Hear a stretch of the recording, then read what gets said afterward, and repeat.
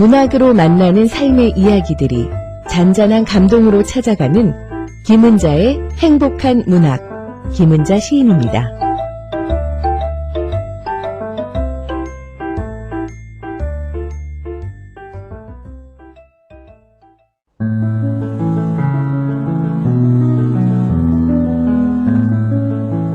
김은자의 행복한 문학.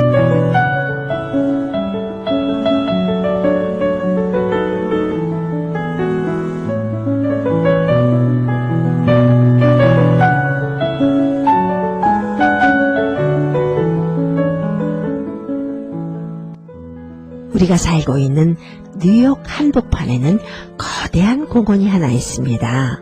빌딩 숲속의 공원이죠. 센트럴파크. 뉴요커라면 한 번쯤 뉴욕의 도시공원 센트럴파크 그 파란 잔디 위에 피크닉 매트 깔고 누워서 가만히 하늘을 우러러본 적 있었을 거예요. 그런데 말입니다. 이 거대한 도시 속의 공원을 설계하면서 공원이 너무 광활하다 보니까 북쪽 끝은 유명한 할렘가잖아요. 또 남쪽은 뉴욕 최고의 부촌인 미드타운, 또 어퍼 웨스트 사이드, 어퍼 이스트 사이드가 있고요. 치안 문제부터 환경이 달랐겠죠. 아무래도 공원은 안 되겠다 싶어서 도시 설계자였던 로버트 모지스 씨가 이 구역을 치열한 삶의 현장으로 만들려고 설계에 매진하고 있었는데요.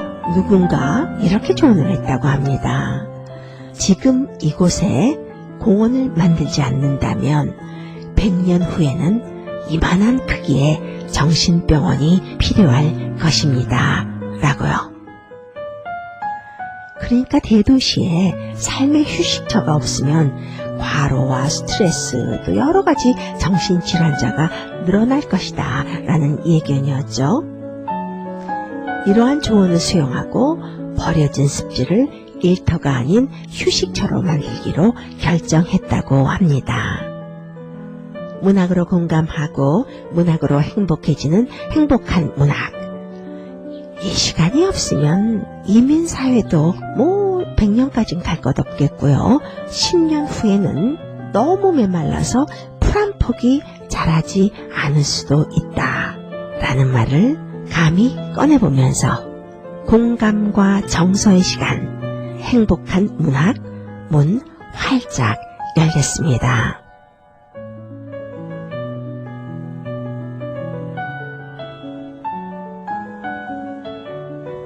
뉴욕 동포사회의 한국 문학의 저변화, 메마른 이민에 살면서 문학으로 마음을 나누고 문학으로 행복해지는 시간입니다.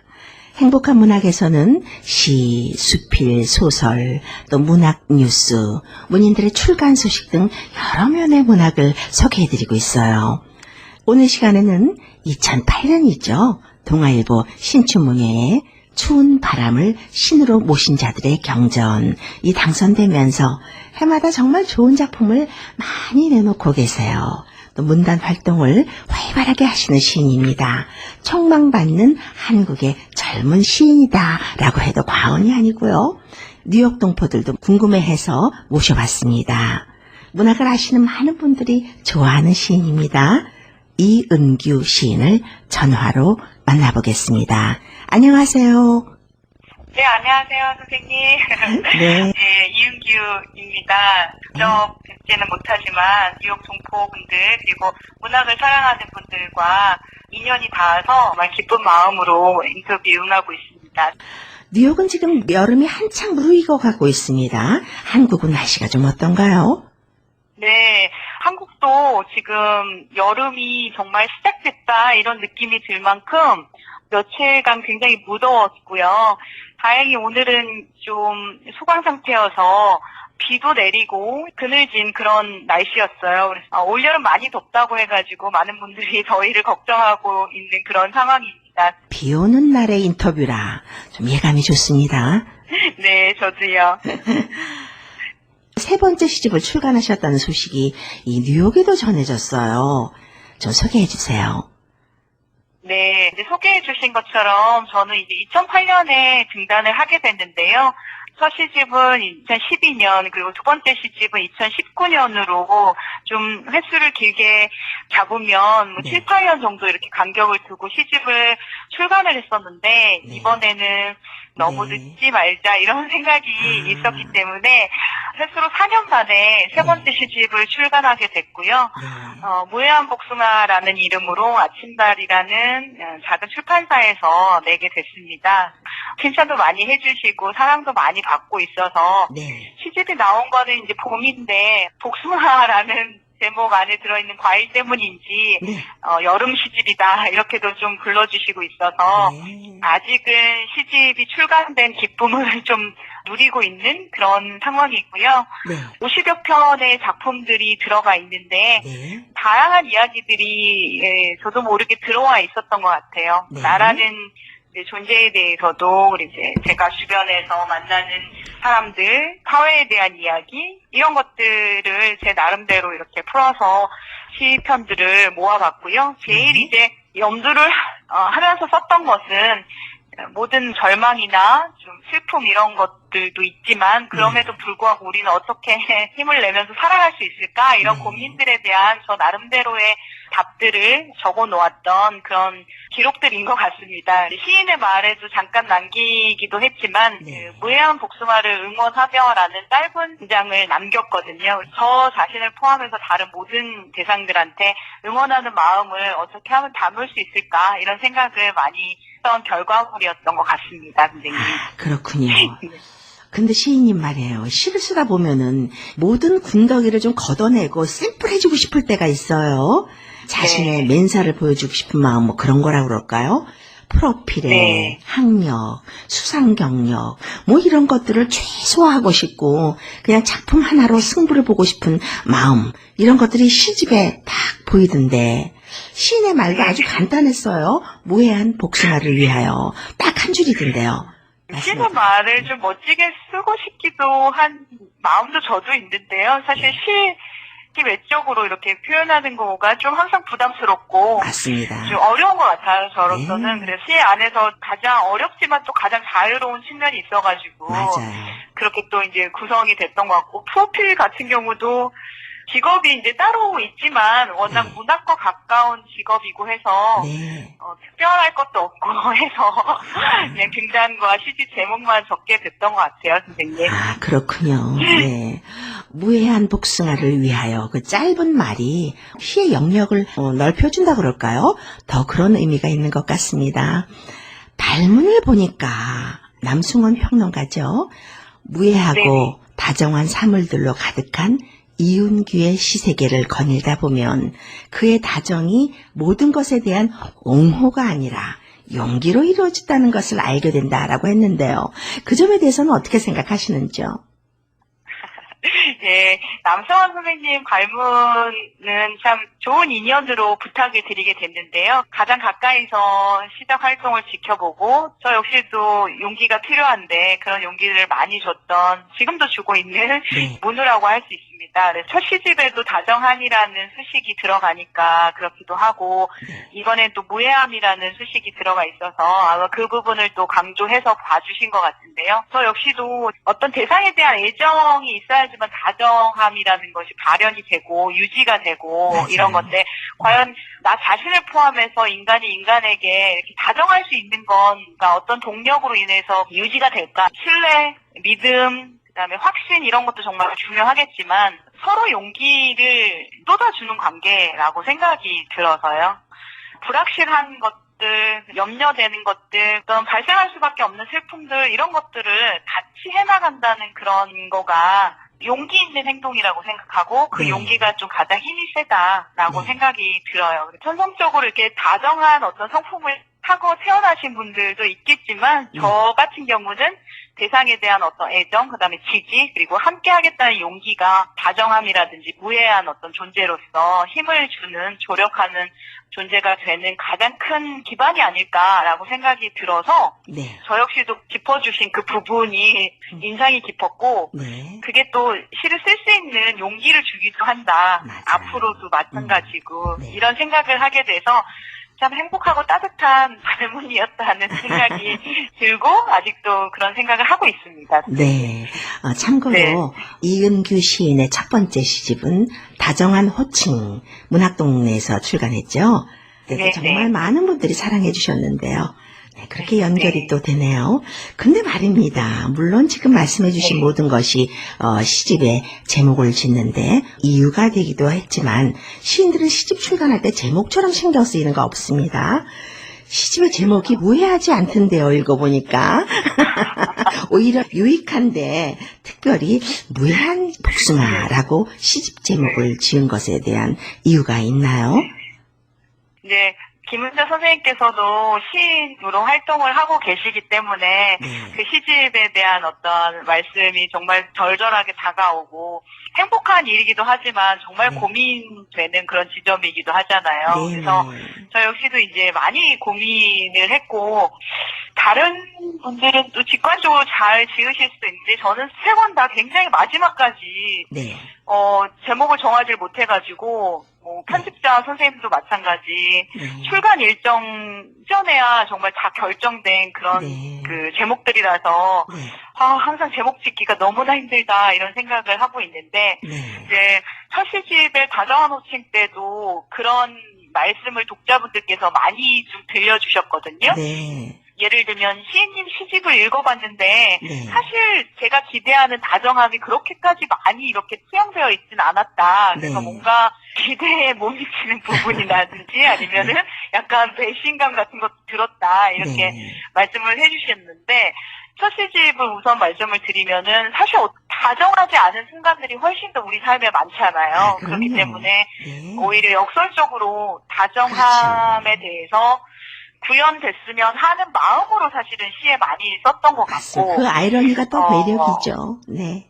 그렇죠. 예, 그래서 그런 부분에 대해서 다정한 것과 다정하지 않은 것에 대해서 생각해 본 과정이 있었기 때문에 네.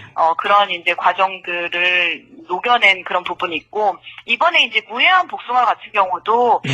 세상이 안전하지 않잖아요. 그렇죠. 여러 가지 불안감도 있고 고통도 있고 네. 절망할 것도 너무 많고 이런 세계 속에 살아가는 그런 측면이 있기 때문에 우리가 네. 항상 어떤 것이 무해하길 바라는 것 같아요. 그러니까 나에게 해가 없고 그러니까 네. 서로 상처를 주지 않는 이런 네. 거에 대해서 음흠. 항상 이제 다정함이랑 똑같이 동일하게 그런 것들을 꿈꾸게 되는 것 같아요. 네. 네. 그래서 항상 이제 무해한이라는 그 수식은 사실 시집에는 한 두세 번 정도 나오는 것으로 알고 있으니까 그렇죠. 네. 그렇게까지 많이 나오진 않거든요. 네. 근데 이제 제 마음속의 키워드였던 거죠. 우리가 서로에게 네. 무해한 존재가 되면서 그걸 말없이 좀 응원하는 관계 이런 것들에 대해서 좀 생각을 했기 때문에 그렇죠. 근데 이제 사람에게 그런 걸 쓰기는 좀 쑥스럽기도 네. 하고 그래서 네. 복숭아 나무에서 열려서 이렇게 자라고 있는 복숭아를 보면서 네. 이제 응원하는 짧은 시에서 이제 가져온 거거든요. 그래서 네. 과일을 이렇게 빗대서 약간 은유적으로 표현하고 싶었던 부분이 있는 것 같아요. 네. 근데 이제 많은 분들이 제목에 대해서는 뭐 호기심이 간다, 예, 흥미로운 부분이 있다, 예쁘게 봐주셔서 저 역시도 좋은 느낌이 들고 그렇게 생각하고 있습니다, 선생님. 네. 네. 복숭아가 무해해서 그런지 이번 시집 출간도 얼마 되지 않았는데요. 석 달 됐죠? 네네. 벌써 2쇄를 찍었단 말입니다. 참 대단하세요. 네. 많은 분들의 사랑을 받고 있다는 증거인데요. 청취자분들이나 또 독자들, 시인들이 직접 읽어주는 시 참 듣고 싶어 합니다. 뉴욕 네. 동포들에게 시집 중에 나오는 시 한 편 부탁드려도 될까요? 네. 많은 분들 직접 뵙지는 못하지만 네. 목소리를 통해서 어떤 시편을 들려드리면 좋을까 참 고민을 많이 했는데 생각해보니까 지금 저는 6월 20일 화요일 밤 9시를 넘어가고 있는데 네. 선생님 계신 곳, 그다음에 네.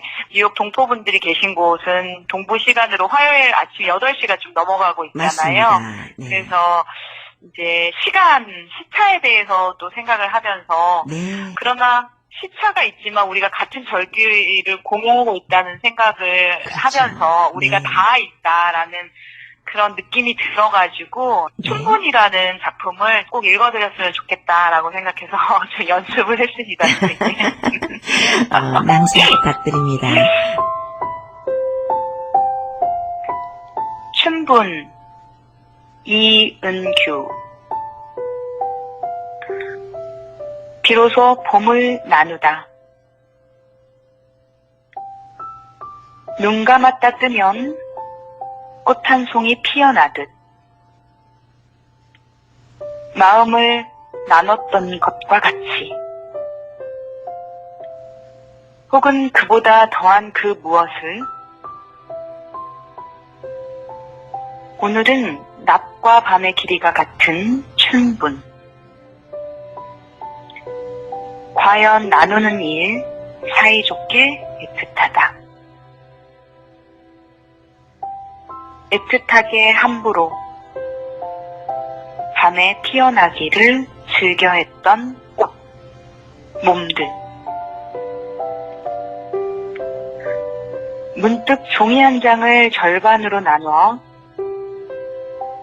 편지를 주고받던 그 풍경을 기억이라 부르자. 지나간 문장을 읽을 때 차오르는 무엇을 구슬 같은 눈물이라고 부르지 말자. 텅 빈 동공에 풍경이 차오르고 있으므로 더는 수소문할 수 없는 헤어짐을 이별이라 부를 때 중력을 이겨내며 힘껏 갈라섬을 작별이라 부르지 말자. 모쪼록. 저기 안 보이는 커다란 손이 낮과 밤의 경계를 붉게 가르듯 모든 우리라는 이름은 한 사람과 다른 한 사람으로 돌아간다. 알고 있니? 하나의 선을 지키기 위해 너무 많은 악이 필요했다는 걸. 깊어지는 것으로 말하는 그늘진 얼굴처럼 꽃의 온몸에 밤 그림자가 드리워져 있다. 한낮의 아름다운 구슬들이 흩어지고 저만치 연착되는 안부 대신 종종 걸음으로 도착한 꽃샘추위를 맞이하자. 때로 잊고 그보다 더 자주 기억하며. 수고하셨어요. 네, 이렇게 들려드릴 수 있을 것 같습니다. 네. 네. 이 시의 시작 노트라고 할까요? 어떻게 쓰게 되셨는지 얘기 좀 들려주세요. 뉴욕에 계시니까 네. 한국을 떠올리다 보면 계절이나 날씨를 네. 가장 먼저 이렇게 그려보실 것 같아요. 그래서 절기라는 것 자체가 어쨌든 시간의 흐름의 순환을 이야기하는 거니까 그렇죠. 저뿐만 아니라 다른 시인분들도 많이 생각을 하시는 소재이자 주제라고 생각이 들고, 네. 우연히 춘분이라는 24절기의 네 번째 절기죠. 그래서 봄이 오는 상징 같은 절기라고 할 수가 있는데, 춘분의 뜻을 보다가 낮과 밤의 길이가 같고 추위와 더위가 같다라고 해서 우리가 이제 보통 낮과 밤의 길이에 대해서 수학적으로만 생각을 하잖아요. 그렇죠. 뭐 아침이 됐다, 네. 밤이 왔다, 이런 식으로.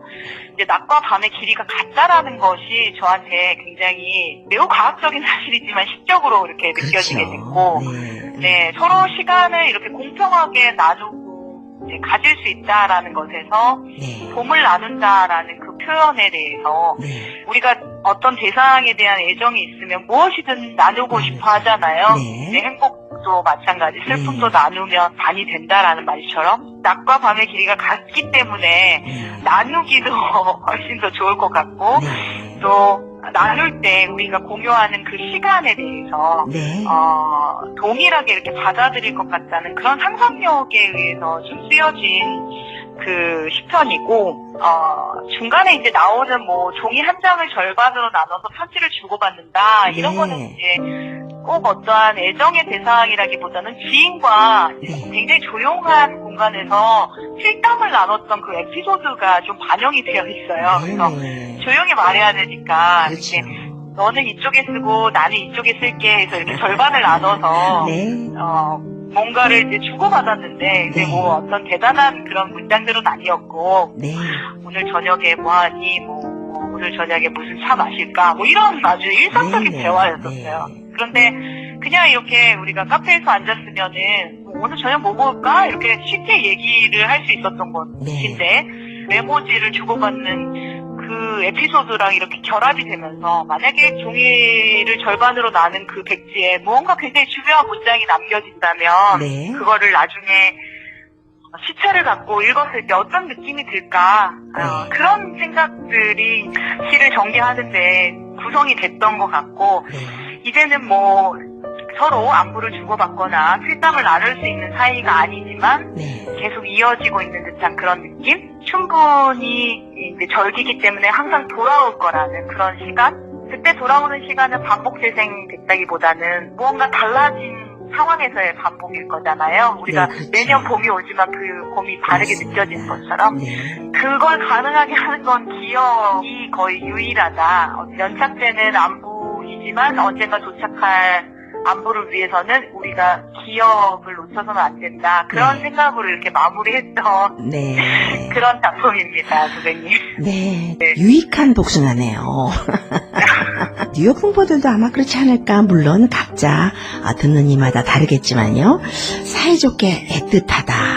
이 뉴욕 동포들과 한국 사이, 고국과 타국 사이, 낮과 밤의 경계를 붉게 가르듯 모든 우리라는 이름은 한 사람과 다른 한 사람으로 돌아간다. 이 구절, 또 하나의 선을 지키기 위해 너무 많은 악이 필요했다는 걸. 뭐 이런 것들이 참 가슴에 콕 박히는데요. 이은규 시인님은 그 내공이 있는 시인으로 알려져 있습니다. 그 시인들은요, 그 각자 자기의 그 시세계가 그 기반을 두는 곳이 있어요. 이은규 시인님의 시세계는 무엇에 기반을 두었을까 궁금합니다. 글쎄요, 정말 선생님 말씀처럼 각자의 기반이라는 거는 각자의 세계이기도 할 건데요. 그렇죠. 일상을 좀 곁들여서 설명을 드릴 수 있을 것 같아요. 그래서 저는 이제 한 번도 그 산문을 본격적으로 써본 적이 없고 최근에 이제 좋은 기회가 닿아서 내년 또 봄이 되겠죠.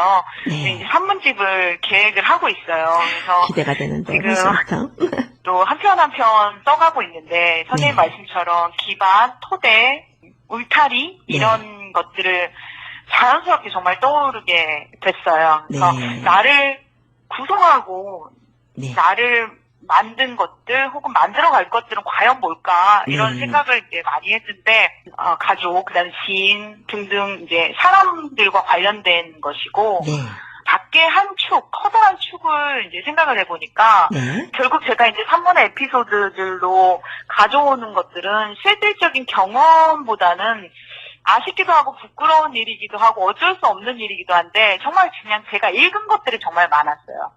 그래서 자꾸만 현실과 내가 읽은 것을 결합시키고 어떤 에피소드를 연결하고 이런 것들이 산문에 이렇게 쓰여지는 걸 제 스스로 보면서 내가 본 것들, 내가 읽은 것들이 결국 나다라는 생각, 평범한 토대이기도 할 수도 있어요. 문학을 좋아해서 결국 독자로 출발해서 창작자가 된 거니까요. 그렇죠.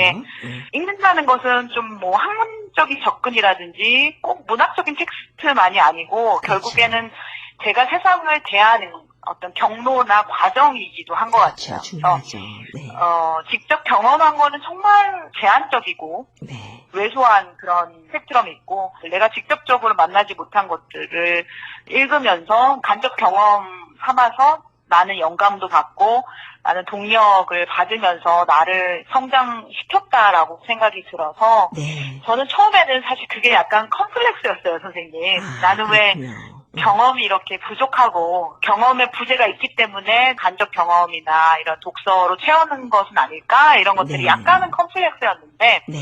지금은 각자 삶의 조건이 좀 또 다르고 이렇기 때문에 그렇죠. 이게 나와 세상이 교류하는 가장 자주 일상적으로 네. 만나는 경로이기 때문에 네. 그걸 부정할 수는 없다라고 네. 생각이 들어서 내가 본 것, 내가 읽은 것이 곧 나를 구성하고 또 그게 이제 굴절적으로 이제 반영이 돼서 시로 형성화되는 것 같다라는 생각을 많이 하고 있어서 네.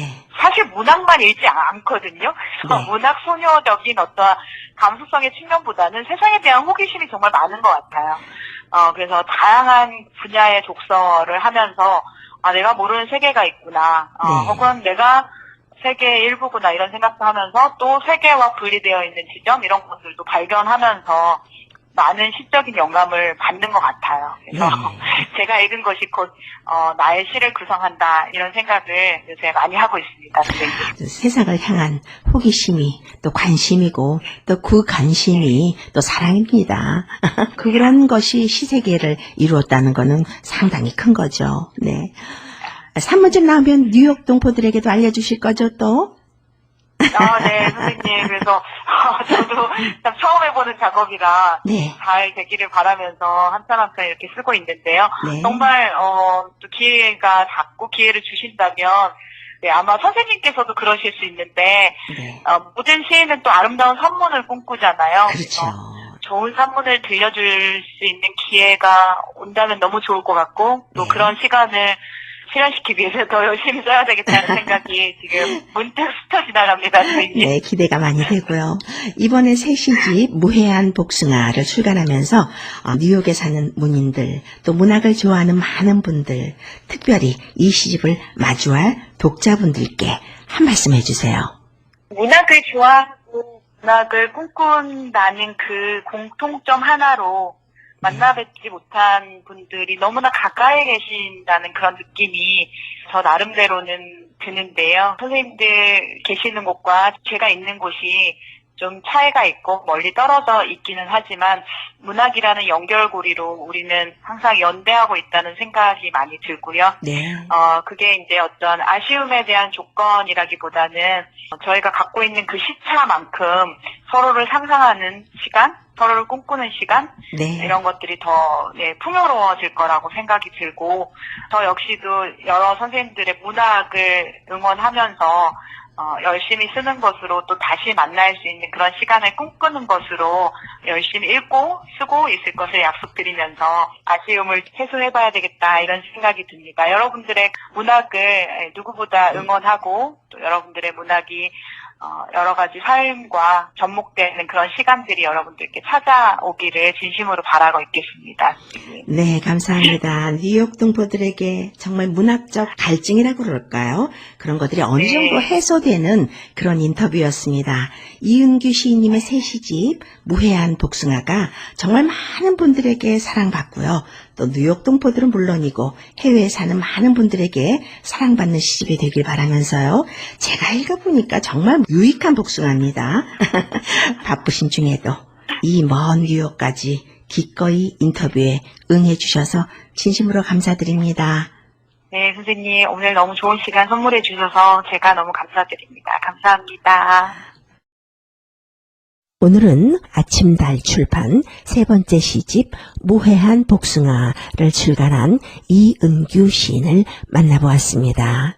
이은규 시인은요, 서울에서 태어났고 한양대 국어국문학과 대학원 박사 과정을 졸업했습니다. 시집으로는 다정한 호칭, 오래 속삭여도 좋을 이야기, 또 이번에 발간한 무해한 복숭아 등이 있고요. 송수건 문학상, 젊은 시인상, 현대시학 작품상, 김춘수 시문학상 등을 수상했습니다.